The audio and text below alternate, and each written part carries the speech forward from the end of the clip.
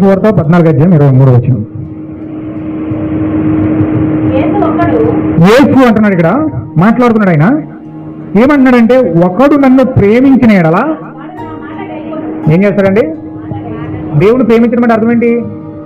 చాలా మంది అనుకుంటారు ప్రేమ అంటే ఏమిటంటే కూరటికి ఇవ్వడం, ప్రేమ అంటే మంచి బట్టలు కొనడం, లేకపోతే మంచి చీర కొనడం, ప్రేమ అంటే వాళ్ళకి ఇష్టమైంది ఏదో ఇవ్వడం.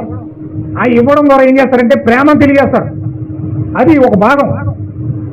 ప్రేమను తెలియజేయడం అంటే ఒక భాగం ఏంటంటే వాళ్ళకి ఇష్టమైన ఏదైతే ఇష్టమని కోరుకుంటున్నారో వాళ్ళకి అది ఇస్తారు. చాలా మంది వాళ్ళ ప్రేమని కొద్దిపాటి ప్రేమని వాళ్ళ పంచుకుంటారు.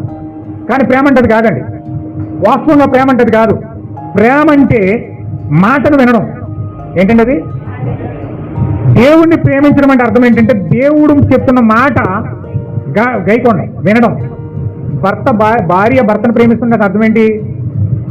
నేను భర్తని పరిపూర్ణంగా ప్రేమిస్తున్నానని చెప్పడానికి అర్థం ఏంటంటే భర్త చెప్పిన మాటను జపదాటకుండా భార్య వింటది.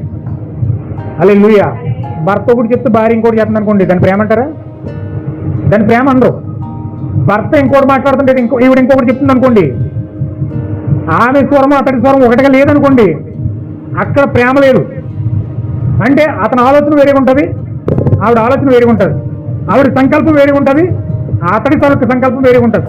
అంటే రెండు తలంపుల మధ్యలో కుటుంబం కొట్టుమిట్లాడిపోతూ ఉంటుంది. భర్త మాట భార్య కలవదు, భార్య మాట భర్త కలవదు. హల్లెలూయా.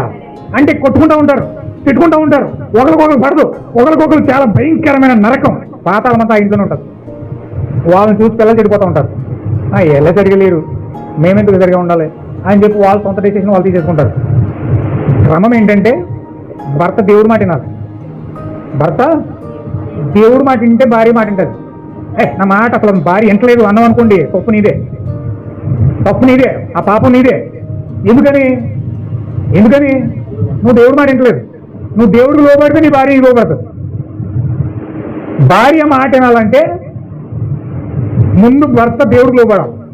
భర్త దేవుడికి లోబడినప్పుడే భార్య నీకు లోబడుతుంది. తల్లి అంటారు, పిల్లలు అసలు ఇంట్లేదు మాట ఏడిపించేస్తున్నారండి, నా మాట ఇంట్లో కొంత నిర్ణయాలు తీసేస్తున్నారు, వాళ్ళు ఇష్టం వచ్చినట్టు వెళ్ళిపోతున్నారు, వాళ్ళు ఇష్టం వచ్చినట్టు తీసేస్తున్నారు అంటారు. వాస్తవం ఏంటి తెలుసండి? అక్కడ ప్రాబ్లం ఏంటి తెలుసా? ఈవిడ భర్త మాట ఇంట్లేదు. ఈవిడ భర్త మాట ఇంట్లేదు కాబట్టి పిల్లలు ఈవిడ మాట ఇంట్లేదు. హల్లెలూయా. దేవుడు క్రమం పెట్టాడు.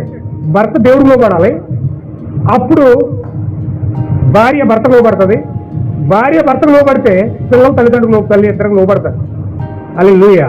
అక్కడ భర్త లోబడకుండా దేవుడు చెప్పాడు నువ్వు నాకు లోబడమని, నువ్వే లోబడాలి, నేను లోబడినా